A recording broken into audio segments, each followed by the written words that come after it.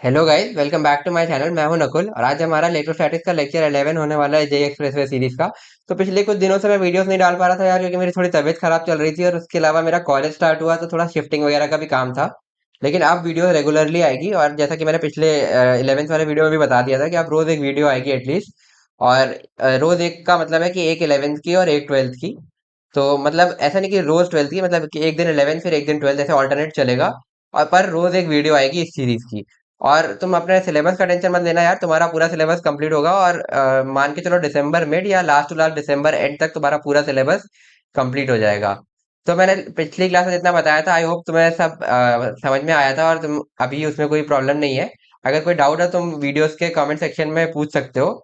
तो पिछली क्लास में यार हमने एरिया वेक्टर और फ्लक्स की बात कर ली थी। अब उसी से आगे गॉस लॉ की हम बात करने वाले हैं।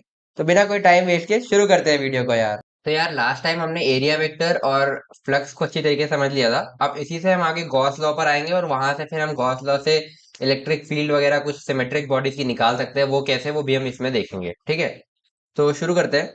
तो पहले जो कल पढ़ा था ना, उसी में से एक चीज है।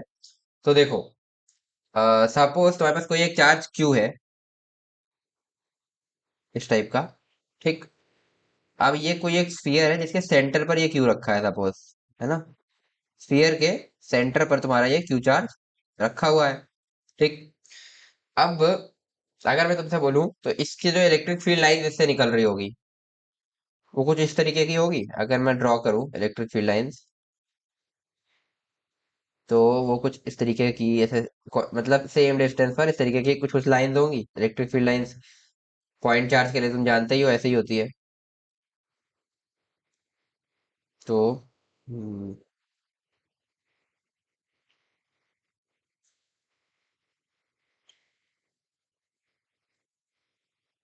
इस तरीके की इसकी इलेक्ट्रिक फील्ड लाइंस होगी, ये। ठीक है। तो अब इसके लिए अगर मैं फ्लक्स लिखने जाऊं, डी फाई। अगर एक छोटे सरफेस के लिए, जैसे अगर एक कोई छोटा सा एलिमेंट ले लूं, सपोज ये है ना, इसके लिए मैं अगर मैं डी फाई लिखना चाहूँ, तो वो हो जाएगा ई बार डॉट डी एस बार। और स्फीयर का रेडियस सपोज आर है, ठीक है। तो ई जो हो जाएगा तुम्हारा, वो हो जाएगा के क्यू बाय आर स्क्वायर। और जो डीएस होगा तुम्हारा, उसको मैं अंदर रहने देता हूँ इस तरीके से। और डॉट प्रोडक्ट लोगे तो तुम देख सकते हो कि एरिया वेक्टर और इलेक्ट्रिक फील्ड एक दूसरे से मतलब अलाइन कर रहा है, एकदम सेम डायरेक्शन में है। तो कॉस थीटा ई बार, ये ई, ये डीएस, और कॉस जीरो हो जाएगा। तो ये हो जाएगा वन, ठीक है। ये हो जाएगा तुम्हारा डी फाई। अब मुझे अगर टोटल पूरे सरफेस के लिए फ्लक्स लिखना हो, तो मैं इसको इंटीग्रेट कर दूंगा दोनों साइड। तो ये होगा तुम्हारा इंटीग्रेशन ऑफ डी फाई, हो जाएगा इधर फाई टोटल, है ना। और इधर तुम्हारा बनेगा के क्यू बाय आर स्क्वायर। के कांस्टेंट है, क्यू कांस्टेंट है, और कैपिटल आर भी कांस्टेंट है। तो ये के क्यू बाय आर स्क्वायर पूरा का पूरा बाहर आ जाएगा, अंदर जाएगा इंटीग्रेशन डीएस। ये हो जाएगा तुम्हारा फाई इक्वल टू के क्यू बाय आर स्क्वायर, और इंटीग्रेशन डीएस जो तुम्हारा होगा वो दे देगा 4 पाई आर स्क्वायर हो जाएगा।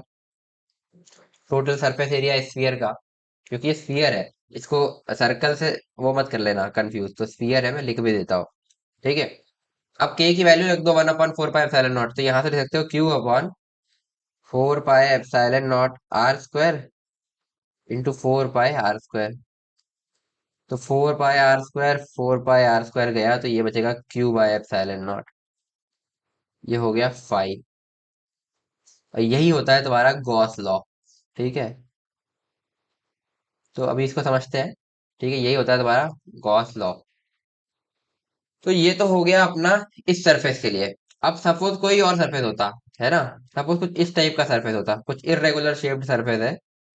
बट फ्लक्स की अगर तुम्हें बेसिक डेफिनेशन याद हो, तो वो क्या होती है। तो फ्लक्स की डेफिनेशन ये होती है कि number of electric field lines passing through the surface. ठीक है। तो जितनी इलेक्ट्रिक फील्ड लाइंस इस पूरे स्फीयर से तुम्हारे क्रॉस करेगी, इस स्फीयर से, क्या वो सारी ही उतनी ही number of electric field lines नहीं इस सरफेस से भी पास नहीं करेगी। तो अगर क्यू चार्ज रखा है, तो जो इस टाइप का सरफेस है, इससे भी उतनी ही इलेक्ट्रिक फील्ड लाइंस पास करेंगी जितनी की तुम्हारी इस सरफेस से पास करेगी। अगर कोई ऐसा सरफेस होता, सपोज, एक मिनट, इस तरीके का, तो इसके लिए भी सेम होता। तो ये surface number one surface number 2, surface number 3। तो अब तुम यहां से लिख सकते हो फॉर ऑल थ्री सरफेस, है ना, basically phi 1 equal to phi 2 equal to phi 3, और उसकी वैल्यू हमने इससे निकाल ली Q/ε0। इसलिए हमने स्फीयर लिया था ताकि एक सिमेट्रिकल टाइप का सिचुएशन बन जाए, और हमारा ये जो है ना, ये cos 0 आ गया था एक तो ये करने से, और अपने को ये वैल्यू भी पता थी, तो ये हमने यूज करके ये चीज डिराइव करी कि फाई जो है वो Q/ε0, जो चार्ज अंदर रखा है अपॉन ε0। और ये सारे तरह के सर्फेसेस के लिए सेम है, कोई भी सरफेस हो जिसके अंदर ये क्यू चार्ज आता हो। मेन पॉइंट है कि ये क्यू चार्ज सरफेस के अंदर आना चाहिए। अगर क्यू चार्ज यहाँ रखा है तो तुम ऐसा नहीं कह सकते, तो क्योंकि इस सरफेस के बाहर रखा है चार्ज, बट अगर सरफेस के अंदर चार्ज है तो किसी भी तरह का रेगुलर शेप्ड सरफेस हो, उसके लिए तुम फ्लक्स को Q/ε0 लिख सकते हो। तो यहां से इस चीज को नोट कर सकते हो, ठीक है। इफ सम चार्ज और number of charges, if some charge और नंबर ऑफ चार्जेस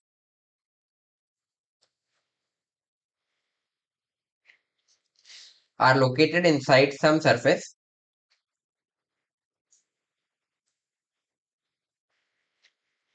कोई भी सरफेस हो सकता है, कोई सिमेट्रिकल सरफेस हम बस इसलिए देते हैं ताकि हम कैलकुलेशन कर सके।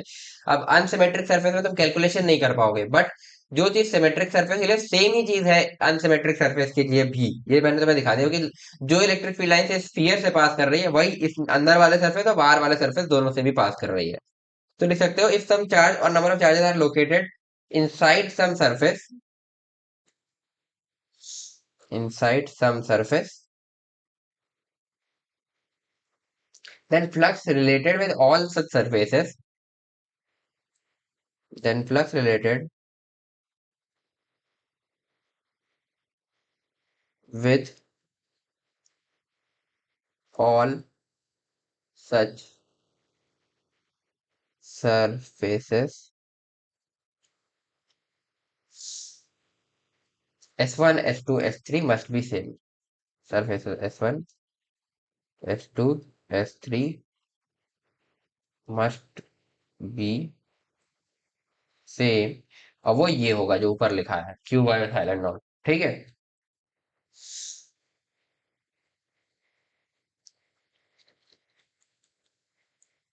Phi net never depends on position of charge inside the surface, तो ये इसकी पोजीशन पर कभी डिपेंड नहीं करेगा। तो कहने का मतलब क्या हुआ कि देखो, जैसा कि जो स्फीयर वाला था हमारा एग्जांपल, चलो कोई भी एक बॉडी ले लो, कि चलो स्फीयर ही ले लेता हूँ। तो अगर स्फीयर पे चार्ज यहाँ रखा है Q, तो जो फ्लक्स होगा, अगर इस पर φ1 फ्लक्स है, और सेम इसी स्फीयर को मैं एक और ले लेता हूँ, ये रहा एक और स्फीयर, ठीक। और अब की तुम्हारा चार्ज रखा है यहाँ Q, तो φ2, तो φ1 इक्वल टू φ2 होगा, कहने का मतलब। तो Q कहीं भी रखा हो कोई फर्क नहीं पड़ता, क्योंकि तुम ध्यान से देखोगे तो इलेक्ट्रिक फील्ड लाइन तो ये बराबर ही जनरेट करेगा, बस इसमें सिमेट्रिक डिस्ट्रीब्यूशन है तो तुम्हें इस तरीके से दिखेगी हर जगह पर। हाँ, तो यार मैं ही कह रहा था कि देखो, इस तरीके से सिमेट्रिक डिस्ट्रीब्यूशन है, बट अगर तुम इसमें देखोगे, ये जो अभी मैंने दूसरा वाला केस लिया है, इसमें तुम्हारी इलेक्ट्रिक फील्ड लाइन कुछ कुछ ऐसी होगी, है ना, इस तरीके की। तो एक चीज तुम्हें दिख रही होगी कि जितना इतने पार्ट में अभी तक निकली है जो मैंने रेड से बनाई है, इतनी ही लाइंस तुम्हारी इस तरीके से डिस्ट्रीब्यूटेड होगी। तो बेसिकली जो इतना पार्ट है, ये वाला पूरा पार्ट, इसका फ्लक्स, मतलब जो इसका फ्लक्स होगा, बेसिकली जो जितनी फील्ड लाइंस इतने पार्ट से पास करेंगी, उतनी ही फील्ड लाइंस इस बचे हुए पार्ट से पास करेगी। समझे बात को। डिस्ट्रीब्यूशन नॉन यूनिफॉर्म होगा, but total number of field lines तो सेम ही होगी, चाहे चार्ज यहाँ रखा हो, चाहे यहाँ रखा हो, चाहे इस पॉइंट पर रखा हो, चाहे इस पॉइंट पर रखा हो, चाहे इस पॉइंट पर रखा हो, कहीं पर रखा हो, तो टोटल फ्लक्स तो सेम ही होगा। तो चार्ज की पोजीशन पर टोटल फ्लक्स कभी भी डिपेंड नहीं करता। तो यही अपना पॉइंट है, आगे बढ़ते हैं। अगला point,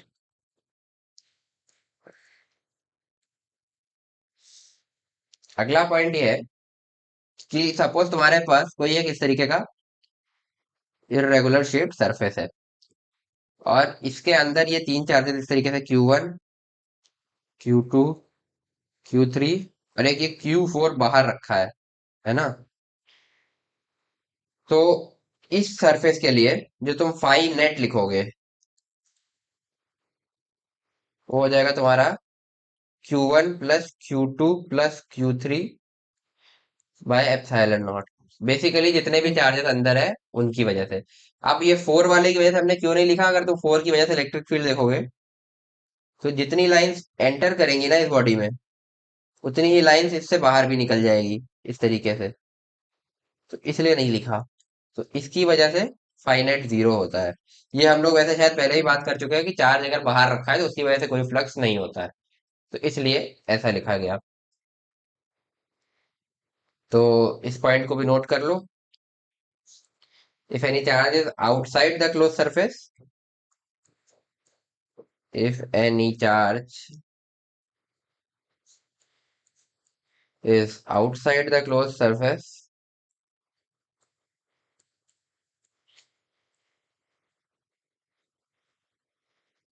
then it doesn't contribute in the flux. Then it doesn't contribute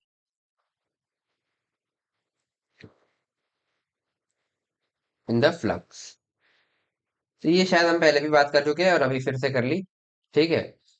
तो इसके लिए फाई जो होगा वो जीरो होगा, बाहर वाले के लिए जो हमने यहाँ पे लिखा हुआ अभी। ठीक।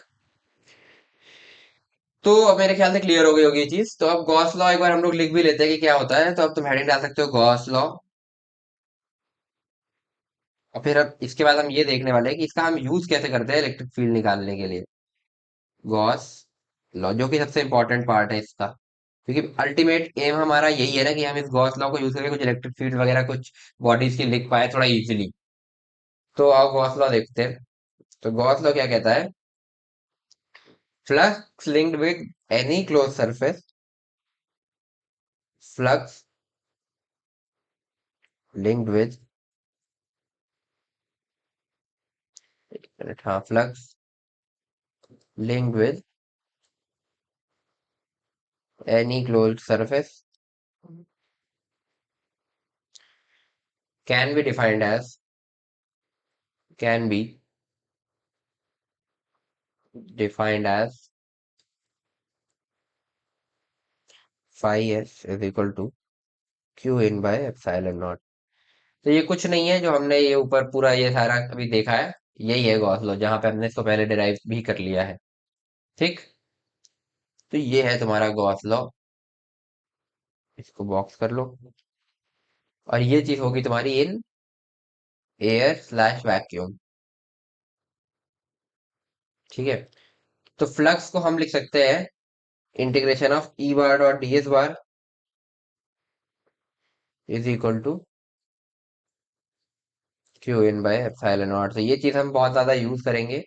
और यहीं से हम इलेक्ट्रिक फील्ड की अब बात करेंगे कि गॉस लॉ से हम इलेक्ट्रिक फील्ड कैसे निकालते हैं। तो देखो, वैसे तो गॉस लॉ जो तुम्हारा है वो बेसिकली फ्लक्स के लिए ही बनाया गया था। तो इस गॉस लॉ का वैसे बेसिकली इससे फ्लक्स मतलब फ्लक्स की कैलकुलेशन वगैरह होती है, बट इसको हम यूज कर सकते हैं कुछ सिमेट्रिक बॉडीज की इलेक्ट्रिक फील्ड निकालने के लिए। तो देखते हैं कैसे। तो लिखो Gauss law strictly made, Gauss law is strictly made for flux not for field.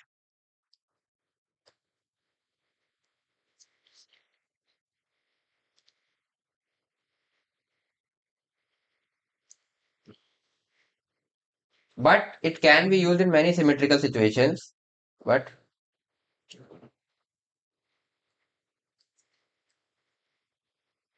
But it can be used in many symmetrical situations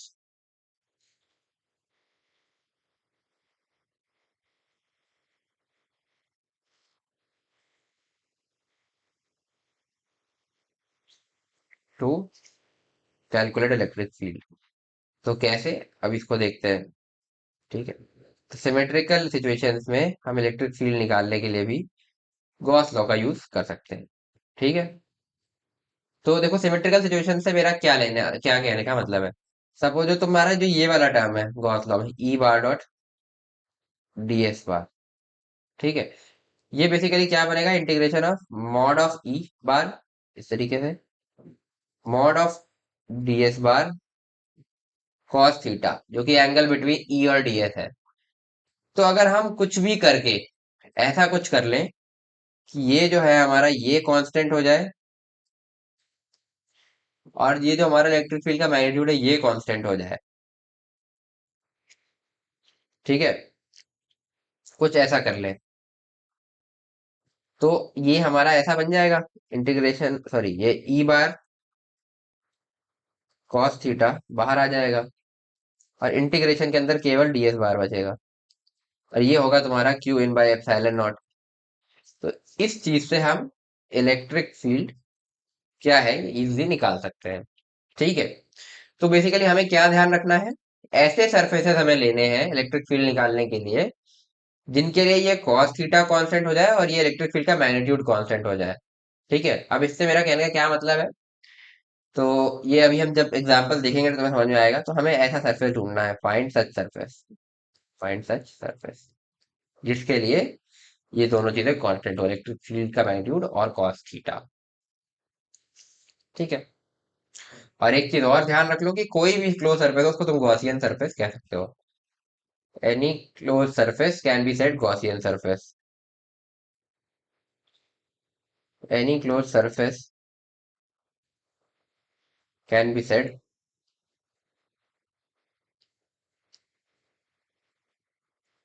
Gaussian surface.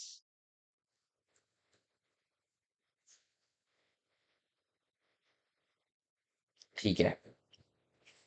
अब चलो जैसे एग्जांपल लेते हैं अपन, वही पॉइंट चार्ज के इलेक्ट्रिक फील्ड निकालने के लिए हम पहले देखते हैं। ठीक है। क्योंकि ये सबसे बेसिक केस है, कूलम्ब लॉ से हमने तो इसको कर ही रखा है, बट अब इसको हम गॉस लॉ से कैसे निकालेंगे ये देखते हैं। ठीक है। तो पॉइंट चार्ज के लिए तो वही करेंगे यार कि हम एक काम करते हैं ना, हमें समझ में आता है कि इसका स्फेरिकल डिस्ट्रीब्यूशन होता है इलेक्ट्रिक फील्ड का, तो हम एक स्फेरिकल सरफेस ले लेते हैं जिसके सेंटर पर ये क्यू आ जाता है। ठीक है। तो इसके लिए इलेक्ट्रिक फील्ड लाइन फिर से वही, मैं बार बार की सारी ड्रॉ नहीं कर रहा आपकी बार, वरना बहुत टाइम लग जाएगा। इस तरीके से इसकी इलेक्ट्रिक फील्ड लाइंस होती है। ठीक है। इस तरीके की इसकी इलेक्ट्रिक फील्ड लाइंस होती है। ठीक है। ये थोड़ा सा ज्यादा टेढ़ी मेढ़ी बन गई है, बट वो मत होना, परेशान मत होना। ठीक है। ऐसा है। अब लेने को तो हम सरफेस कुछ इस टाइप का भी ले सकते थे, इरेगुलर शेप सरफेस। तो चीज तो सेम ही होती, उसके लिए भी Q in bar silent not electric field dot DS हो जाता, बट ई बार डीएस बार फिर वही होता ना, ना तो उस सरफेस के लिए ई बार का मैग्नीट्यूड कांस्टेंट होता और ना ही उसके लिए कॉस थीटा कांस्टेंट होता, अगर इस टाइप का कोई सरफेस अजीब सा ले लेते तो। अभी तुम देखो किसी भी पॉइंट पर इस सरफेस के बात कर लो, सपोज जैसे ये पॉइंट है, तो इस पॉइंट पर जो तुम्हारा कॉस थीटा है वो तो जीरो हो जाएगा क्योंकि थीटा तुम्हारा जीरो है, तो नहीं कॉस थीटा वन हो जाएगा क्योंकि थीटा जीरो है। ठीक है। सेम इस पॉइंट पर, सेम इस पॉइंट पर, हर तरह का कोई भी पॉइंट हो, यहाँ कोई पॉइंट हो, सबके लिए वही चीज है। ठीक है। तो कॉस थीटा की प्रॉब्लम सॉल्व है, और इलेक्ट्रिक फील्ड पूरे सरफेस पर के क्यू बाय आर स्क्वायर हो जाएगी, मेरे ख्याल से इसमें कोई डाउट नहीं है, क्योंकि स्फेरिकल सरफेस है और इसका रेडियस आर है। तो ये इलेक्ट्रिक फील्ड तो हर जगह के क्यू बाय आर स्क्वायर हो जाएगी। तो इसका मैग्नीट्यूड जो है, ठीक है, ये हर जगह तुम्हारा ऐसा हो जाएगा। ठीक है। तो वो भी कांस्टेंट है। अगर तुम्हें नहीं भी पता होता कि ये के क्यू बाय आर स्क्वायर, इतना तो पता होता कि जो है कि इतना तुम्हें पता होता कि हाँ ये पूरे सरफेस के लिए कांस्टेंट है, तो तुम इस के क्यू बाय आर स्क्वायर को निकाल भी सकते थे। ये कहने का पॉइंट है इसमें। ठीक है। अब आप आगे देखते हैं, है ना। तो हमने क्या देख ली कि cos थीटा तुम्हारा वन हो जाएगा इस केस के लिए। ठीक है। अब अगर हम integration of E bar dot D S bar इसके लिए लिखते हैं, तो वो हो जाएगा integration of mod of E bar mod of D S bar cos of theta, ऐसा। तो अब हम यहाँ से क्या करें कि देखो, ठीक है, तो cos थीटा तो वन हो गया, ये हमने पहले देख लिया। अब ये बचता है, और इलेक्ट्रिक फील्ड का मैग्नीट्यूड पूरे सरफेस के लिए कांस्टेंट है, तो उसको हम बाहर ले लेंगे, मॉड ऑफ डी एस बार, ये बचेगा अपना। ठीक है। ये तुम्हारा हो जाएगा क्या, Q by epsilon not, Gauss law से। तो अब हम लिखेंगे ई और ds बार का इंटीग्रेशन तुम्हारा पूरे टोटल सरफेस एरिया इस स्फीयर का तो हो जाएगा 4 pi r square is equal to Q by epsilon naught. तो यहां से तुम लिख लोगे कि ई जो तुम्हारा निकल करके आ जाएगा वो हो जाएगा Q upon 4 pi epsilon naught r square. तो यही तुम्हारी इलेक्ट्रिक फील्ड होती भी है पॉइंट चार्ज के लिए। ये तुमने इस तरीके के सरफेस से डिराइव कर ली। तो अब हमने ये गॉस लॉ सीखा क्यों? क्योंकि कुछ बॉडीज के लिए इससे तुम्हें इलेक्ट्रिक फील्ड निकालना ज्यादा आसान होगा। अब पॉइंट चार्ज करोगे ऑब्वियसली तुम ऐसे नहीं करोगे, तुम्हें कूलम्ब लॉ पता है तो तुम डायरेक्टली वहीं से जाओगे। ठीक है। और ये तो इलेक्ट्रिक फील्ड का मैग्नीट्यूड है, इलेक्ट्रिक फील्ड क्या होगी वो हो जाएगी सेम, ये इलेक्ट्रिक फील्ड का मैग्नीट्यूड आर क्या। ठीक है। यानी Q upon 4 pi epsilon naught r square into R cap बोल दो, चलो ऐसा ठीक है। ये रेडियल डायरेक्शन बेसिकली ये बता रहा है। तो ये तुम्हारी इलेक्ट्रिक फील्ड हो जाएगी। तो इस तरीके से तुम निकाल सकते हो इलेक्ट्रिक फील्ड किसी भी सरफेस के लिए। ठीक है। आगे बढ़ते हैं। तो ये अभी अपने को समझ में आ गया, अपने को ऐसे सरफेस लेने हैं जो कि सिमेट्री हो, जिनमें किसी टाइप की, जिसपे बेसिकली ऐसा कुछ हो कि तुम्हारा कॉस थीटा जीरो या माने कॉस थीटा कुछ कांस्टेंट आ जाए और उसके अलावा तुम्हारा इलेक्ट्रिक फील्ड भी कुछ कांस्टेंट आ जाए उसका मैग्नीट्यूड। तो वहां से तुम सरफेस एरिया को इंटीग्रेट करके इलेक्ट्रिक फील्ड लिख सकते हो और इस तरीके से इलेक्ट्रिक फील्ड निकाल सकते हो उस बॉडी के लिए। तो अब कुछ टाइप की सिमेट्रीज होती है। ठीक है। तो किस किस टाइप की सिमेट्री हमें देखने को मिल सकती है उसको समझते हैं, है ना। तो अब जैसे अपना पॉइंट चार्ज था सबसे पहला, ये तो अपन ने देख ही लिया है बट एक बार इसको भी देख लो फिर से। इस तरीके का क्या हो गया। हाँ। ये यार क्या हो रहा है। हम्म। इस तरीके का पॉइंट चार्ज है ना। तो इसमें क्या है, इस तरीके की स्फेरिकल सिमेट्री होती है क्योंकि इसकी इलेक्ट्रिक फील्ड लाइंस तुम देख चुके हो कि स्फीयर के लिए कांस्टेंट होती है, स्फेरिकल सरफेस के लिए इलेक्ट्रिक फील्ड भी कांस्टेंट है और स्फेरिकल सरफेस के लिए तुम्हारा cos थीटा भी कांस्टेंट है। ये हम पिछले अभी अभी डिराइव करके आ रहा है। तो ऐसे जितने भी कॉन्सेंट्रिक सिमेट्रिकल ये होंगे, इसके लिए इलेक्ट्रिक फील्ड सपोज इस तरीके से है। तो ऐसे जितने भी कॉन्सेंट्रिक सरफेसेस होंगे, ये इन सारे सरफेसेस के लिए इलेक्ट्रिक फील्ड कांस्टेंट होगी और जो है एंगल इलेक्ट्रिक फील्ड और एरिया वेक्टर के बीच का जो कि होता है थीटा, वो भी हमारा कांस्टेंट होगा। तो ये है। ठीक है। तो ये हो गई एक स्फेरिकल सिमेट्री का example. Spherical symmetry point charge के केस में स्फेरिकल सिमेट्री होती है, ये हम देख चुके हैं। इसको हम सॉल्व भी कर चुके हैं।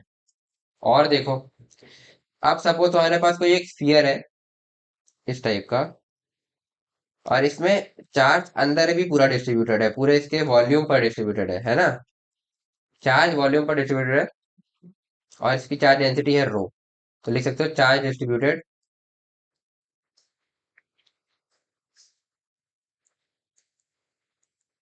इन इंटायर स्फेरिकल वॉल्यूम, इन इंटायर स्फेरिकल वॉल्यूम, इस तरीके का केस है। ठीक है। तो इसमें भी दो चीजें हो सकती हैं, जो तुम्हारा ये रो है, ये एक तो हो सकता है कांस्टेंट, मतलब ये कांस्टेंट रोज, जैसे कि यूनिफॉर्म चार्ज डिस्ट्रीब्यूशन है पूरे वॉल्यूम पे। ये इस तरीके के क्वेश्चंस भी हमने कुछ किए थे चार्ज डिस्ट्रीब्यूशन वाले। तो ये है। अगर ऐसा होता है तो इस केस के लिए तुम लिख सकते हो charge uniformly distributed in its entire volume, charge uniformly distributed in its entire volume.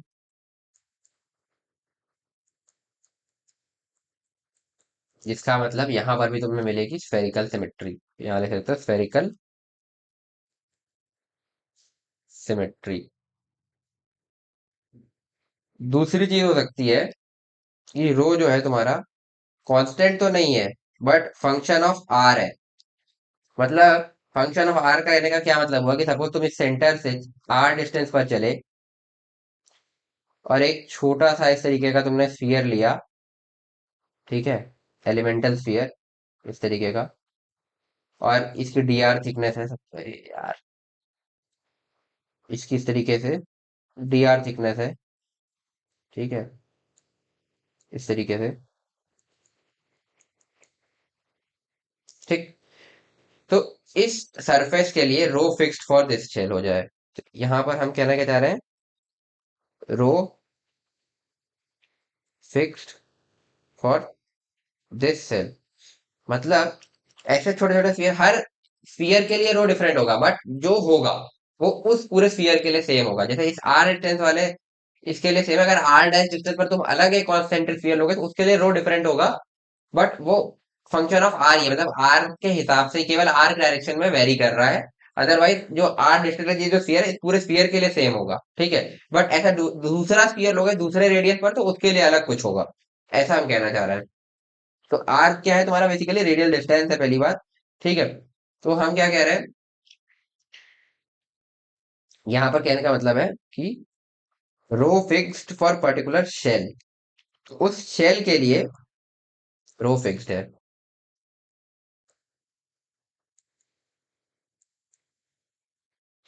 तो इस केस में भी तुम्हारी स्फेरिकल सिमेट्री बनेगी। इनकी कैलकुलेशन अभी हम आगे करेंगे, ठीक है। अभी हम केवल सिमेट्री देख रहे हैं कि किस तरीके की सिमेट्री हमें देखने मिल सकती है। बाकी कैलकुलेशन इनकी सबकी अलग अलग है, तो वो अभी हम आगे करेंगे। स्फीयर के लिए इलेक्ट्रिक फील्ड निकालने वाला जो अपना, इसीलिए हमने जब इलेक्ट्रिक फील्ड पढ़ी थी तो हमने स्फेरिकल शेल की तो पढ़ ली थी, बट इस तरीके के चार्ज स्फीयर की नहीं पढ़ी थी जिसमें सरफेस के अंदर भी चार्ज डिस्ट्रीब्यूटेड होगा। तो इसके लिए भी हम आगे पढ़ेंगे, ठीक है। इस तरीके से तो ये एक तरह की सिमेट्री हो गई। अगली पर आते हैं, है ना। अच्छा तुम्हें याद हो हमने लाइन चार्ज की इलेक्ट्रिक फील्ड ऑलरेडी डिफाइन कर रखी है, ठीक है। सपोज इस तरीके का एक लाइन चार्ज है जो कि दोनों साइड इनफाइनेटली एक्सटेंडेड है और इस तरीके से है, plus plus plus plus plus plus plus plus plus, ठीक। इस पर कुछ चार्ज डिस्ट्रीब्यूटेड है। अब हमने क्या किया, एक सिलेंडर लिया, ठीक है, इस तरीके का। रुको मैं बनाता हूँ।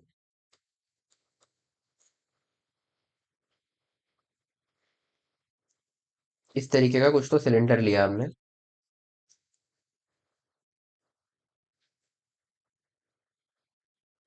Suppose,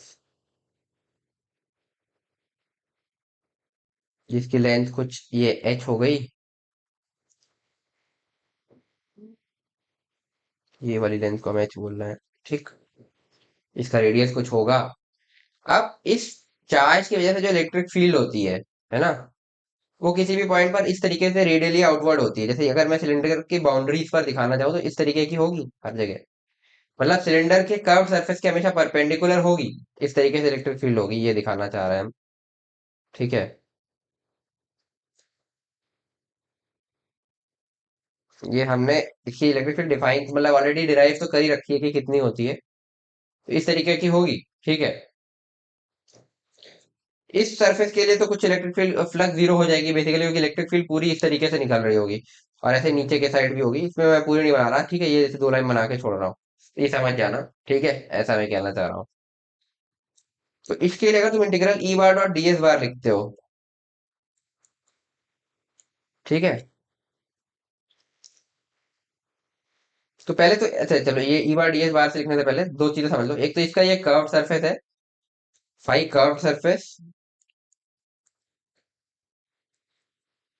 plus phi spherical surface, नहीं मतलब फाई सर्कुलर सेक्शन, जो अपना ये दोनों साइड इस तरीके से, ये वाला और ये वाला है जो अपना सर्कुलर सेक्शन है, सर्कुलर सेक्शन। ये हो जाएगा तुम्हारा Q in by epsilon not, ठीक।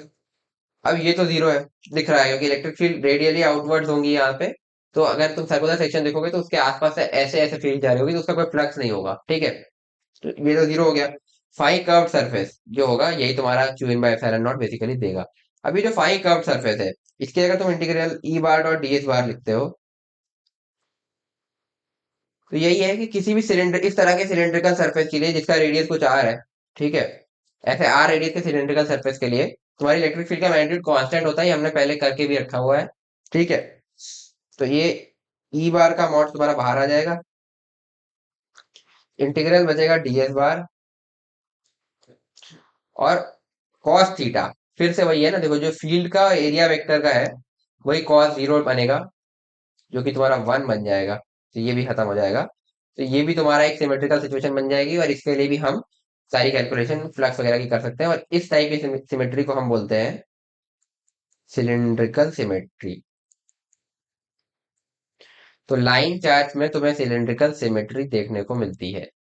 ये मेरे ख्याल से क्लियर हो गया होगा। और ऐसी सिलेंड्रिकल सिमेट्री एक और चीज में देखने को मिलती है, वो अब हम बनाने जा रहे हैं। ठीक है। तो अभी हम केवल देख रहे हैं कि सिमेट्री किस किस टाइप की हो सकती है जो हमें दिख सकती है। और इसी से हम फिर कैलकुलेशन करते हैं बाकी फ्लक्स वगैरह की, और फिर उससे जो है तुम्हारी इलेक्ट्रिक फील्ड कैलकुलेट होती है।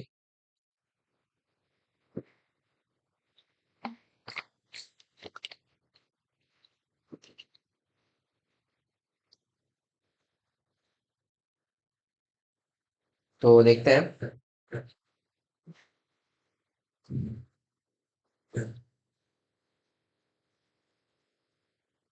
हम्म।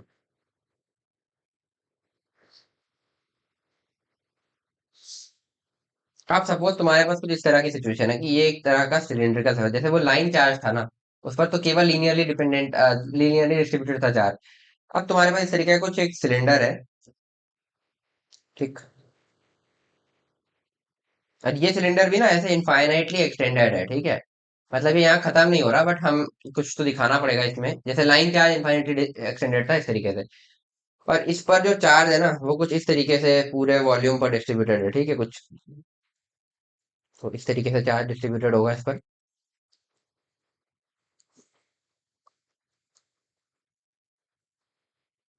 तो ये आगे तक होगा, ठीक है, इस तरीके से।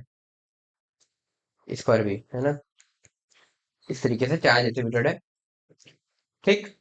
तो ये क्या चीज है बेसिकली, इसको एक बार लैंग्वेज में लिख लो। ठीक है, ये हमारा है very long solid cylinder,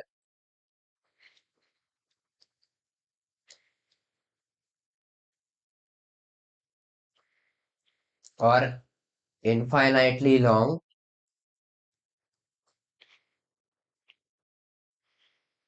solid cylinder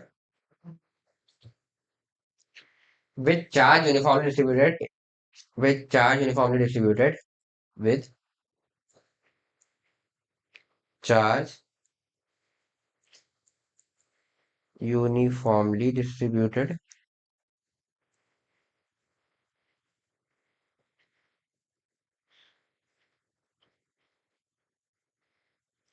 on its entire surface, on in entire cylindrical region, in entire cylindrical region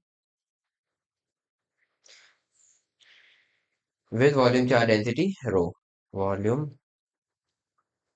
charge density rho। ठीक।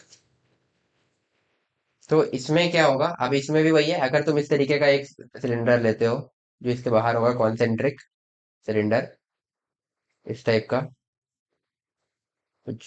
तो ये यार प्रॉपर बना नहीं, ठीक है, बना लेना इससे क्या कुछ तो। ठीक है।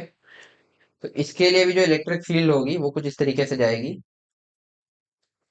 परपेंडिकुलरली। और इधर साइड भी ऐसे ही। और अगर तुम एक ऐसा सिलेंडर लेते हो जो इसके अंदर होता है बट कॉन्सेंट्रिक होता है, इस तरीके का।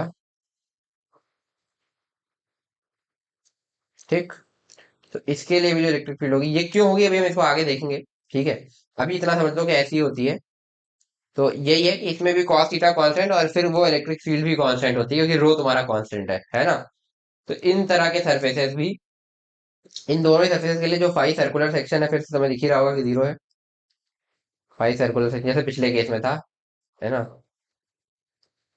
और बाकी फाई कर्व सरफेस जो है, कर्व सरफेस, उसके लिए हम क्या करेंगे, इंटीग्रेशन ऑफ ई बार का मॉड डी एस बार का मॉड कॉस 0 डिग्री, ये तो वन हो जाएगा। और ई बार का मॉड भी इसमें कांस्टेंट होता है क्योंकि रो कांस्टेंट है, इंटीग्रेशन डी एस बार, ये बनेगा। तो ये भी सिमेट्रिकल सिचुएशन बन गई। और ये किस तरह की सिमेट्री, ये भी है तुम्हारी सिलेंड्रिकल सिमेट्री। तो इस तरीके से हम सिमेट्री देख सकते हैं अलग अलग केस के लिए। अच्छा, अब एक केस और है, ये तुमने शायद पहले कर रखा है। इस तरीके की अगर इनफाइनाइटली एक्सटेंडेड चार्ज शीट है, हर डायरेक्शन में इनफाइनाइटली एक्सटेंडेड है, ठीक है, इस तरीके से जो हमने रिंग से डिफाइन करी थी ना इसकी इलेक्ट्रिक फील्ड, तो इसकी वजह से इलेक्ट्रिक फील्ड कैसी होती है, वो सिग्मा अपॉन 2 एप्सिलॉन नॉट हमने डिराइव भी कर रखी है, और ये इस तरीके से होती है ना, किसी भी जगह पर इस पूरे रीजन में इस तरीके से अपन लिख सकते हैं, और इस साइड ऐसे, ठीक। अब यहाँ पर मैंने सपोज कोई एक सिलेंडर ले लिया इस तरह का, जो बिल्कुल हाँ इस तरीके की लेंथ के अलॉन्ग अलाइंड है, ये इस तरीके का एक सरफेस लिया है, ठीक है। तो एक चीज ये बताओ कि इसके जो कर्व सरफेस के लिए फ्लक्स होगा, कर्व सरफेस वो जीरो नहीं होगा, क्योंकि इस पूरी जो इलेक्ट्रिक फील्ड है ना, अब मैं रेड कलर से बना रहा हूँ इलेक्ट्रिक फील्ड, तो इलेक्ट्रिक फील्ड बेसिकली इस तरीके से तुम्हारी होगी, ठीक है। और इस सरफेस को मैं बेसिकली यहाँ से लेता हूँ, एक गलती हो गई मेरे से, इसको मैं बिल्कुल रिंग से सटा करके लेता हूँ, ठीक है, ऐसा। तो उससे तुम्हारी कैलकुलेशन वगैरह भी हो पाएगी, इस तरीके का अगर हमने सरफेस बिल्कुल सटा के लिया है, तो कर्व सरफेस की तो फ्लक्स तुम्हारी वैसे ही जीरो हो गई, क्योंकि दिख रहा है कि एरिया वेक्टर और इलेक्ट्रिक फील्ड एक दूसरे के परपेंडिकुलर हो जाएंगे।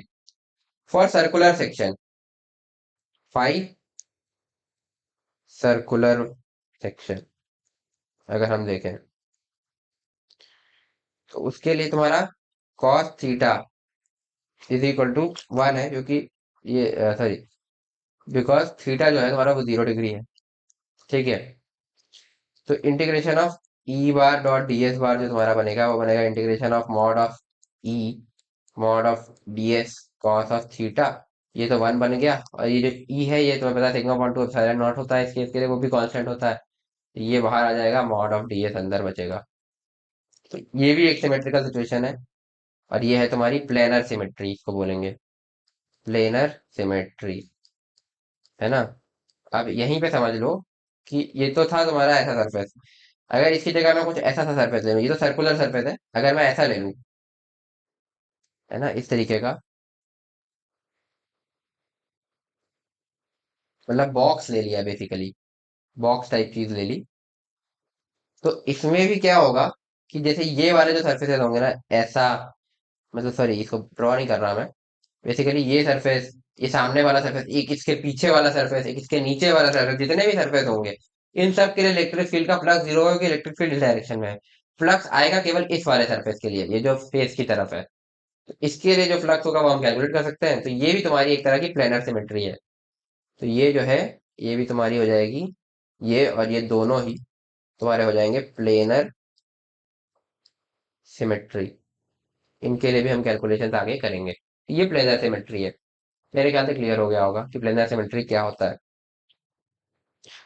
तो यार ये है कुछ अलग अलग टाइप की सिमेट्रीज जिनको हम देखेंगे, जिसके थ्रू हम ये क्या कहते हैं फ्लक्स वगैरह कैलकुलेट करने वाले हैं, ठीक है। हम्म।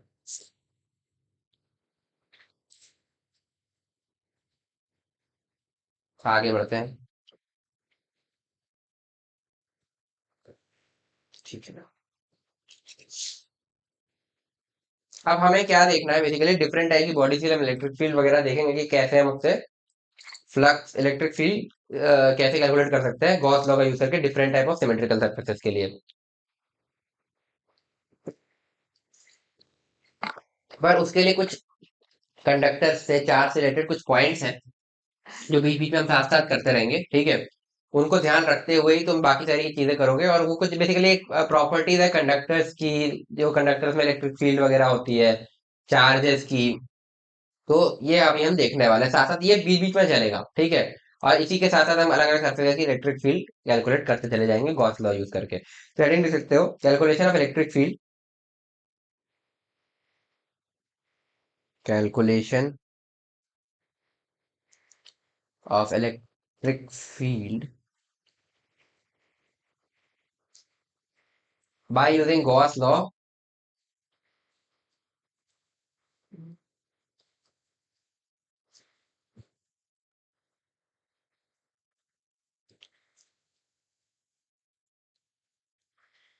इन सम स्टैंडर्ड चार्ज डिस्ट्रीब्यूशंस।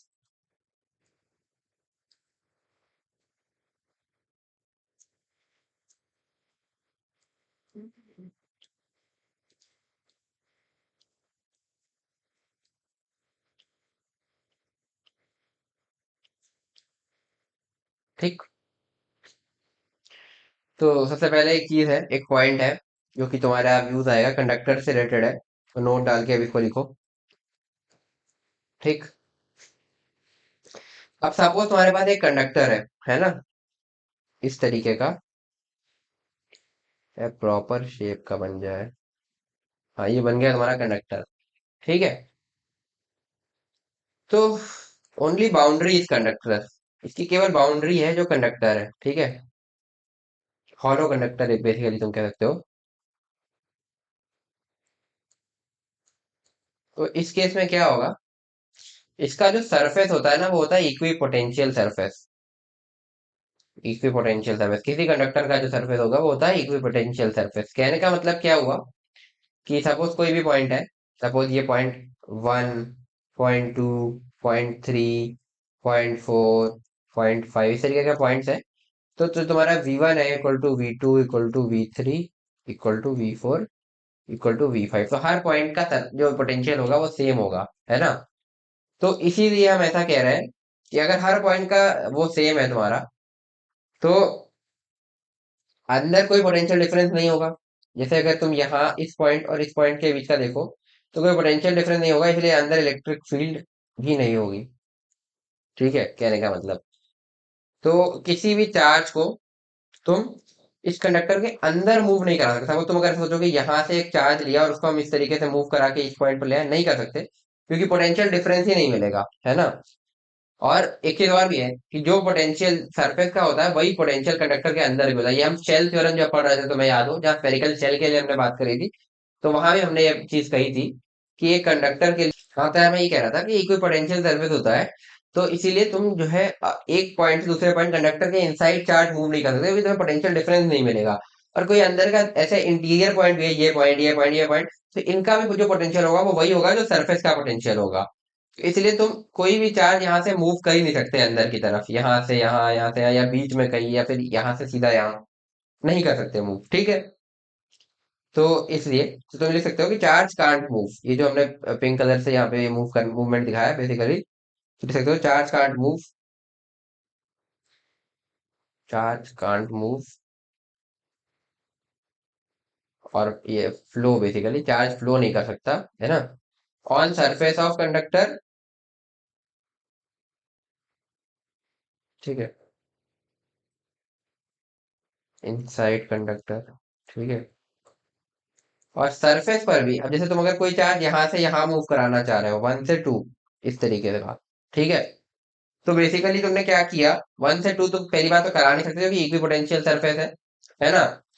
तो सेम पोटेंशियल पर तुम चार्ज मूव तो करा नहीं सकते एक पॉइंट दूसरे पॉइंट। अगर चार्ज मूव कर गया, तो चार्ज का मूवमेंट क्या प्रोड्यूस करता है, कंडक्टर।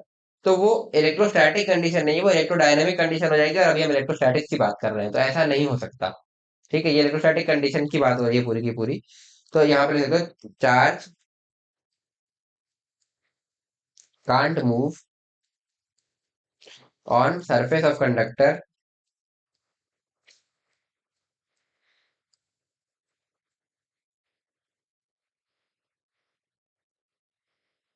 अदरवाइज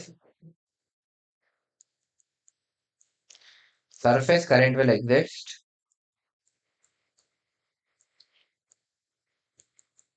तो अगर सरफेस करंट एग्जिस्ट करेगा तो वो इलेक्ट्रोस्टैटिक की कंडीशन रही नहीं गई, वो इलेक्ट्रोडायनेमिक कंडीशन हो गई, तो उसकी भी हम बात कर ही नहीं रहे हैं।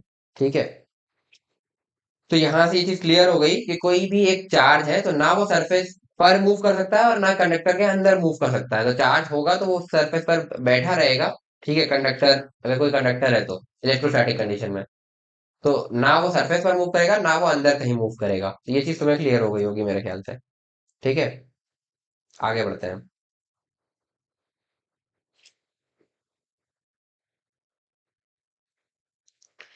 अब जैसे कि ये कंडक्टर है, ठीक है, तो इस पर जो इलेक्ट्रिक फील्ड होगी ना, वो हमेशा ऐसे परपेंडिकुलर ही होगी सरफेस के, जैसे इस पॉइंट पर इससे परपेंडिकुलर, इस पॉइंट पर यहाँ से परपेंडिकुलर, इस पॉइंट पर यहाँ से परपेंडिकुलर, इस पॉइंट पर यहाँ से परपेंडिकुलर, इस पॉइंट पर यहाँ से परपेंडिकुलर। तो ये हमेशा सरफेस के परपेंडिकुलर होगी। ऐसा क्यों? किसी भी तरह का चार्ज डिस्ट्रीब्यूशन हो। अभी सपोज कुछ प्लस चार्ज इस पर इस तरीके से डिस्ट्रीब्यूटेड था, है ना? तो इलेक्ट्रिक फील्ड हमेशा इस पर परपेंडिकुलर ही होगी। क्यों? अगर इलेक्ट्रिक फील्ड ऐसे हो गई, एक एग्जांपल दिखा रहा हूँ जो कि होता नहीं है, ठीक है, हाइपोथेटिकल। सपोज इलेक्ट्रिक फील्ड कुछ इस तरीके से होगी जो कि परपेंडिकुलर नहीं है, तो इसके दो कंपोनेंट आएंगे, ठीक है। एक आएगा इस डायरेक्शन में, परपेंडिकुलर डायरेक्शन में, और एक आएगा टेंजेंशियल डायरेक्शन में, ठीक है। दो कंपोनेंट आएंगे, ई परपेंडिकुलर, ई टेंजेंशियल। तो यहाँ पर क्या होगा कि जो टेंजेंशियल कंपोनेंट है इस केस में, टेंजेंशियल कंपोनेंट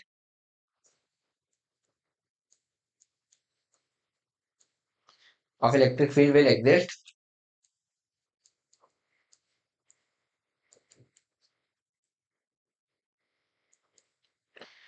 हाँ, तो यार हम ये कह रहे थे कि टेंजेंशियल कंपोनेंट अगर एग्जिस्ट कर गया, तो वो चार्ज को सरफेस पर मूव करा देगा, जो कि नहीं हो सकता, ठीक है। तो tangential component of electric field will exist, which will, क्या हो गया, ठीक है, which will move charge on surface of conductor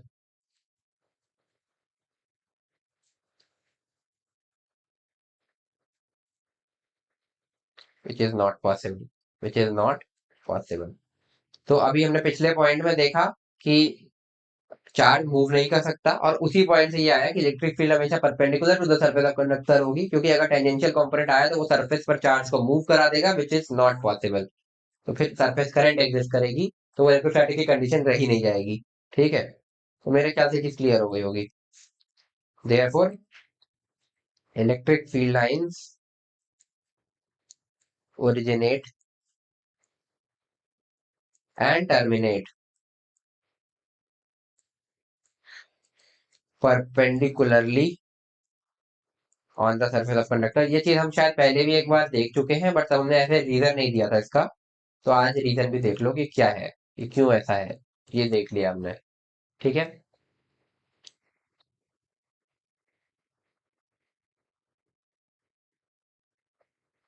ठीक है, सपोज हमारे पास फिर वही इस तरीके का एक कंडक्टर है, जिसके सरफेस पर कुछ चार्ज डिस्ट्रीब्यूशन है, कुछ भी किसी तरह का, यूनिफॉर्म है कि नॉन यूनिफॉर्म है हम कह नहीं सकते, बट कुछ क्यू चार्ज इस पर डिस्ट्रीब्यूटेड है, क्यू चार्ज, ठीक। तो और अंदर चार्ज जीरो होगा, क्योंकि अंदर इलेक्ट्रिक फील्ड जीरो है, तो अंदर चार्ज भी जीरो होगा, ठीक है। अब हमने एक गॉसियन सरफेस ली, हम्म तो ठीक है, बेसिकली ये क्यू इन जीरो होगा, हम ऐसा कहना चाह रहे हैं। अगर कोई भी कंडक्टर है, ऐसा क्यों?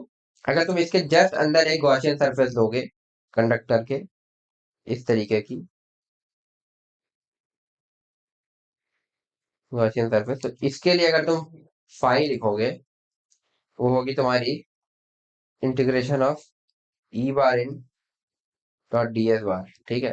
और ये तुम्हारा जीरो है, तो इसके लिए फाई जीरो होगा, which implies Q by epsilon not zero होगा, विच इम्प्लाइज क्यू जीरो होगा। तो अंदर कोई चार्ज नहीं होगा इस सरफेस में, इस कंडक्टर के अंदर। तो ये चीज हमने डिराइव कर ली कि उस कंडक्टर के अंदर चार्ज भी जीरो होगा। अंदर कोई चार्ज नहीं होगा, चार्ज पूरा का पूरा सरफेस पर ही होगा।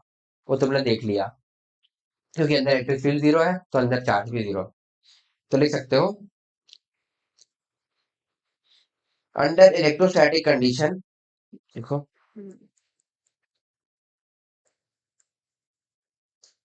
Under electrostatic condition charge given to conductor resides on its outer surface only. अच्छा, ये पॉइंट लिखाने से पहले एक चीज और देख लो, ठीक है। ये पॉइंट हम बाद में लिखते हैं। अभी तुमने देखा कि अंदर कोई चार्ज नहीं होता, ठीक है। अब सपोज वहां पे कोई कंडक्टर है, ठीक है, इस टाइप का, ठीक है। इसकी बाउंड्री कुछ, मैं इस बाउंड्री की थिकनेस मान ले रहा हूँ, ठीक है, वैसे थिकनेस है नहीं, बट एक ये इमेजिनरी बहुत ही थिन लेयर है ये, है ना। तो लिख सकते हो थिन लेयर, है ना। ये थिन लेयर है बहुत कंडक्टर की, जिस पर चार्ज डिस्ट्रीब्यूटेड है, तो ये थिकनेस अभी तक हम ले नहीं रहे थे, कुछ यहाँ प्रूव करना है, इसलिए मैं ले रहा हूँ। इस पर कुछ क्यू चार्ज डिस्ट्रीब्यूटेड है, इस तरीके से कंडक्टर पर, सरफेस पर होगा, ये बात तो क्लियर हो गई। अंदर कोई चार्ज होगा नहीं। अब सपोज हमने इसकी इनर बॉडी, मतलब जो इसका ये आउटर सरफेस है और ये जो इनर सरफेस है, इसके बीच में इस तरीके की गॉसियन सरफेस ली है, ठीक है, ये, ठीक। तो फॉर दिस गॉसियन सरफेस, जो फाई होगा, वो होगा इंटीग्रेशन ऑफ ई बार इन, वही डॉट डी एस बार, ये जीरो होगा, ये क्यू बाय एप्सिलॉन नॉट है। तो यहां से वही निकल कर आएगा कि Q in equal to zero, which implies कि जो अंदर वाला सरफेस है ना, तो Q on inner surface is equal to zero. मतलब कंडक्टर की भी दो सरफेस होगी, जैसे अगर एक शेल है तो एक उसके अंदर का सरफेस, एक उसके बाहर, एक उसके बाहर का सरफेस, एक उसके अंदर का सरफेस। तो यहाँ कहना ये चाह रहा है कि जो अंदर वाला सरफेस है ना, क्योंकि अंदर इलेक्ट्रिक फील्ड नहीं है, तो इसलिए अंदर वाले सरफेस पर चार्ज भी जीरो होगा। पूरा का पूरा चार्ज इस आउटर सरफेस पर डिस्ट्रीब्यूटेड होगा, बाहर वाले सरफेस पर, अंदर के सरफेस पर कोई चार्ज डिस्ट्रीब्यूटेड नहीं होगा एक कंडक्टर के। इसी चीज को हम लिख लेते हैं, तो लिखो, under electrostatic condition, under electrostatic condition,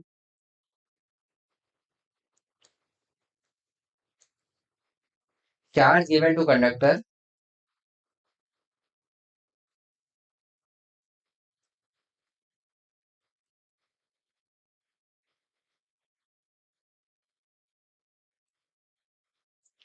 resides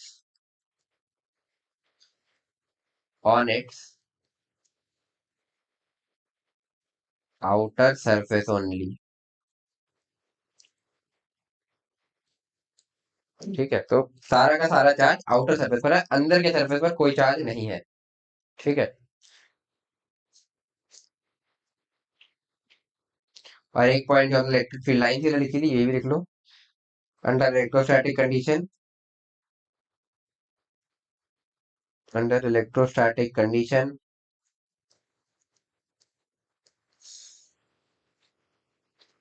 the surface of conductor must be an equipotential surface. हाँ, तो under electrostatic condition the surface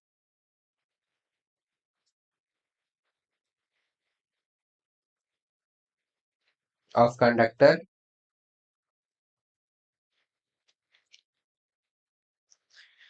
must be an equipotential surface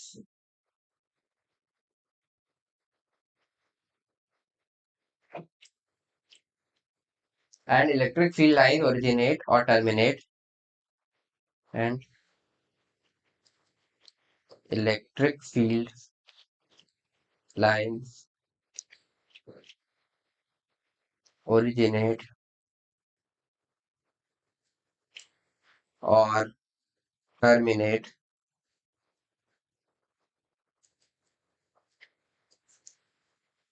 perpendicularly on the surface of conductor, perpendicularly on the surface of conductor। तो basically दो point है, तो ये दोनों point यहाँ पर हम ऐसे लिख लेते हैं, जैसे ये कंडक्टर है, इसकी पहली बात, इलेक्ट्रिक फील्ड इनसाइड जीरो होगी, बाहर जो इलेक्ट्रिक फील्ड होगी वो इस तरीके से परपेंडिकुलरली होगी। ये पूरा एक डायग्राम में समझ में आ जाएगा, ठीक है, ये डायग्राम अगर देख लिया तो ये जो ऊपर जितना मैंने लिखा, ये अरे यार, तो ये तुम्हें क्लियर हो जाएगा इस तरीके से, ठीक है। अब मैं पूरी नहीं बना रहा, ठीक है, अपने आप समझ जाना कि पूरे सरफेस पर इलेक्ट्रिक फील्ड इस तरीके से वो होगी, और इनसाइड सरफेस पर, इन इनर सरफेस पर क्यू इन जो होगा वो तुम्हारा जीरो होगा, ठीक है।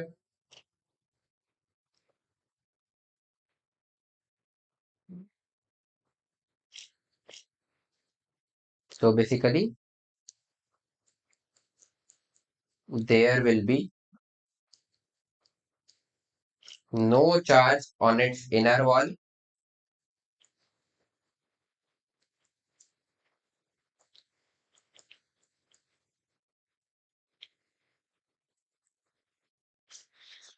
and there will be no electric field inside, and there will be no electric field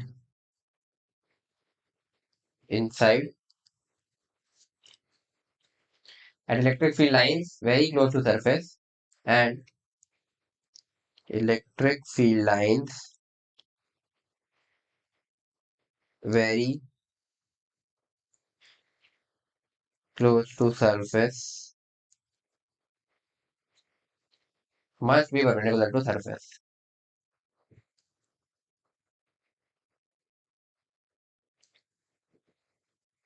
Must be perpendicular to surface. तो ये हो गई। तो ये एक पॉइंट जो तुम्हें ध्यान रखना है, इलेक्ट्रिक फील्ड लाइंस हमेशा परपेंडिकुलर टू सरफेस होंगी। इनर वॉल पर चार्ज जीरो होगा, अंदर भी कोई चार्ज नहीं होगा, इलेक्ट्रिक फील्ड भी अंदर जीरो होगी। तो आई थिंक ये चीज क्लियर हो गई होगी तुम्हें अच्छे से कि क्या हम यहाँ पर कहना चाह रहे हैं।